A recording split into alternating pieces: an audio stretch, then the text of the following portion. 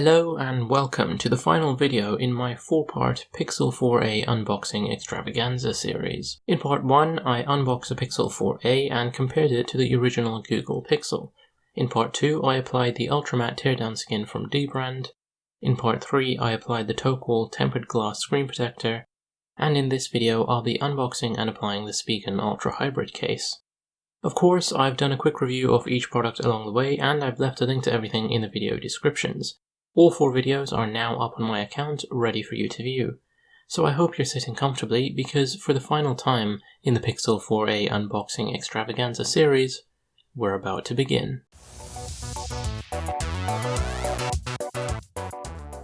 So here we've got the box with a little picture of the case and an important notice. The only thing inside the box is the case itself, and to be fair, that's really the only thing we need. So we've got a hard polycarbonate transparent back with a cutout for the fingerprint sensor and the camera module, and we've got matte black TPU along the edges, so there's a bit of flexibility in the material. The Ultra Hybrid case also comes in a crystal clear variant, which is fully transparent along the back and sides, but I think this matte black version looks much better. I've left a link to both in the description below if you want to check out the other one as well. So the only thing we need to do here is peel off the protective film using these pull tabs, and then we can put the phone in. So we'll start with the inside one.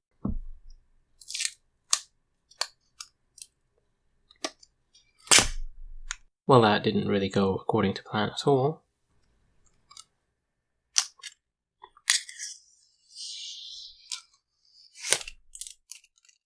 Nice, kind of, I guess.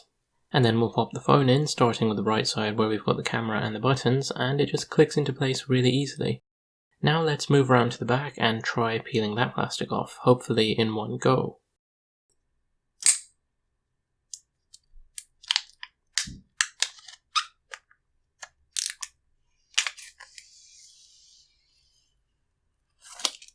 Nice. And there we have it, the Spigen Ultra Hybrid case. Easiest installation ever. Starting from the bottom, we've got decent sized cutouts, especially for the USB-C ports, so even the fattest, ugliest cable imaginable should fit in here without an issue. On the left, we've got the Spigen branding etched into the material. It's a subtle and understated look which matches the overall aesthetic of the case. I quite like it. At the top, again, big cutout for the 3.5mm headphone jack, and we've also got a cutout for the microphone. Along the right, we've got button covers that stick out a bit, just like the buttons on the Pixel 4a, and the volume rocker is very slightly divided into 2 separate buttons. The Pixel 4a's buttons are as clicky as ever, although you do lose sight of that lovely little green power button. Instead, we just get this black one. Moving over to the front, we've got a decent lip around the whole display, and you can place the phone down on the table without worrying about scratching the screen. It doesn't interfere with the Tocqual screen protector at all. In fact, swiping in from any edge is still pretty smooth, and there's not a huge gap between the case and the screen protector. Gestures work perfectly. And switching to the back, we've got a good cutout for the camera and the fingerprint sensor. The camera module used to stick out on the Pixel 4a, but the case compensates for that, so the camera doesn't stick out anymore. You can place your phone flat on the table without scratching the camera, which is wonderful. The fingerprint cutout just underneath is shaped like a crater, so your finger easily dips into position when you need to unlock the phone or swipe down the notification shade.